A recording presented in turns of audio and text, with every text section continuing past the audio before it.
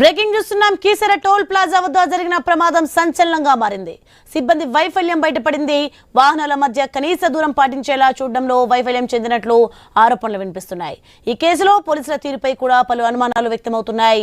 Toll gate యాజమాన్యానికి ఎటువంటి legal చిక్కులు రాకుండా ఉండేందుకు పోలీసులు పావులు కదుపుతున్నారా అన్న అనుమానాలు వ్యక్తం చేస్తున్నారు స్థానికులు.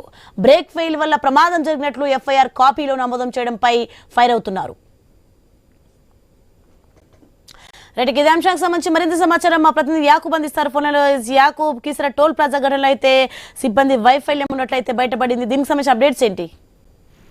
సోని, నిన్న జరిగిన ప్రమాదం దారుణమైన ప్రమాదం, ఘోర ప్రమాదం అని కూడా చెప్పుకోవచ్చు. అయితే కీలకంగా కీసర టోల్ ప్లాజా సిబ్బందిపై పలు అనుమానాలు అయితే వ్యక్తం చేస్తున్నారు స్థానికులతో పాటు బాధితులు కూడా. అయితే వాహనదారులు కనీస దూరం కూడా పాటించలేదు, అక్కడ సిబ్బంది లోపం కూడా పెద్ద ఎత్తున ఉంది అనేది కూడా ఒక ఆరోపణలు అయితే ఇప్పుడైతే వెల్లువెత్తుతున్న పరిస్థితులు అయితే ఉన్నాయి. ఎందుకంటే పెద్ద ఎత్తున సీసీ కెమెరాలు ఉంటాయి కాబట్టి అక్కడ సీసీ కెమెరా ఫుటేజ్ కూడా ఇవ్వడానికి సుమారుగా 12 గంటల సమయం పట్టిందంటే పోలీసులు ఎంత మేరకు ఆ టోల్ ప్లాజా వాళ్లకు మద్దతు పలుకుతున్నారో తెలుస్తున్న పరిస్థితి. అయితే దీంట్లో సంబంధించి ఒక దూరమైన సీసీ ఫుటేజ్ మాత్రమే ఇప్పుడు రిలీజ్ చేయడం జరిగింది.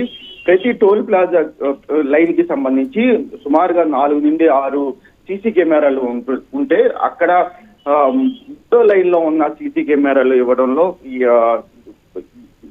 ఎందుకు ఇచ్చారు అనేది కూడా ఇప్పుడు ఆరోపణలు అయితే వ్యక్తం అవుతున్నాయి. ఈ పరిస్థితుల్లో టోల్ ప్లాజా సిబ్బందితో పాటు ఇప్పుడు పోలీసుల పైన కూడా పలు అనుమానాలు అయితే అక్కడ ఉన్న స్థానిక ప్రజలు అయితే వ్యక్తం చేస్తున్నారు. మరో పక్కన కుటుంబ సభ్యులు నిన్న రాత్రి సుమారుగా 9:30 గంటలకి ఆ కుటుంబ సభ్యులు అక్కడికి మార్చురీకి చేరుకున్నారు. నందిగామ ప్రభుత్వ హాస్పిటల్కి చేరుకోవడం జరిగింది. అయితే మార్చురీ అక్కడ పోస్ట్ మార్టం అయిన తర్వాత ఈ రోజు మరికొద్ది సేపట్లో ఆ శ్రీనివాస్ డెడ్ బాడీని కుటుంబ సభ్యులకు ఇచ్చే అవకాశం ఉంది.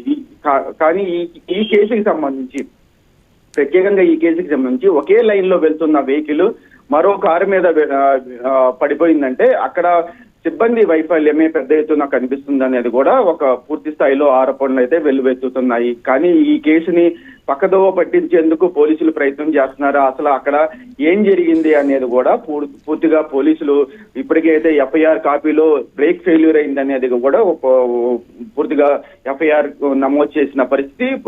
మరో పక్కన డ్రైవర్ ని కూడా అదుపులో తీసుకున్న పరిస్థితి. మరో పక్కన ఒక పక్కన పోలీస్ వర్షన్ అలా ఉంటే స్థానికుల వర్షన్ కానివ్వండి, అదేవిధంగా బాధ్యతల వర్షన్ మటుకు కొంత డిఫరెంట్ గా అయితే అనిపిస్తుంది.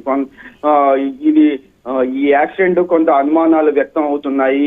సిబ్బంది పక్కన సిబ్బంది లోపం ఉంది అనేది కూడా చెప్తున్నప్పటికీ ఆ లారీ అంత స్పీడ్ గా అక్కడి వరకు వచ్చే వరకు సిబ్బంది ఏం చేస్తున్నారు అనేది కూడా పూర్తిగా చెప్తున్న పరిస్థితి. ఏదేమటికి ప్రస్తుతం ఒక మనిషి ప్రాణాలు అయితే పోయాయి. మరో పక్కన BMW టాప్ ఎండ్ మోడల్లో ఉన్న కారులోనే రక్షణ లేదు అనేది కూడా పూర్తిగా చెప్తున్నారు. మరో పక్కన BMW సంబంధించిన ఇంజనీర్లు కూడా ఇప్పుడు ఆ కారుని పరిశీలించడానికి మరికొద్ది సేపట్లో వచ్చే అవకాశం ఉందని కూడా తెలుస్తుంది. కొంతమంది సిబ్బంది అక్కడికి వచ్చి వెళ్లారు. దానికి సంబంధించిన టెక్నికల్ సైడ్ వాళ్ళు కూడా వచ్చి దాన్ని పరిశీలించి వెళ్లేందుకు మరికొద్దిసేపట్లో వస్తారని కూడా చెప్పడం జరిగింది. ఈ పరిస్థితిలో కొంత అక్కడ గందరగోళం, నిన్నటి నుండి గందరగోళం మధ్య ఈ యాక్సిడెంట్ ఉంది అని కూడా చెప్పుకోవచ్చు.